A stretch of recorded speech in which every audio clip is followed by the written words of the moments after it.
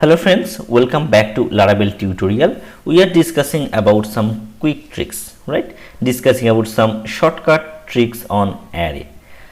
In this video, we are going to discuss about, suppose my situation is we have a multidimensional array and I want to get a single label array. So let's take an example. Suppose we have an array like this. Okay, so this is the multidimensional array. So if you print that thing, so how we check this?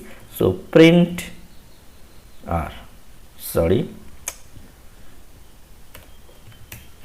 and just write the student. Okay, so this is actually the multidimensional array. So this is the array. Inside this array we have three elements. After that we have another elements which are actually array. Okay, so this is a multidimensional array and I want to get the array into a single level array. So how can I do this?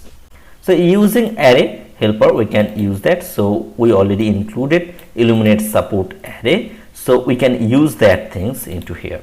So simply just use the array and we have a function that is flatten. Okay, so flatten function actually makes a multidimensional array to the single label array. So spelling mistake.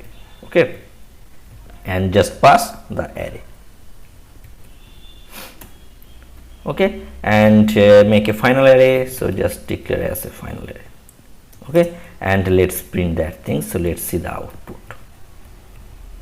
So I am going to print both the things. So before the flatten array and after that it's final array. Okay, so let's refresh this. So we are getting in this way.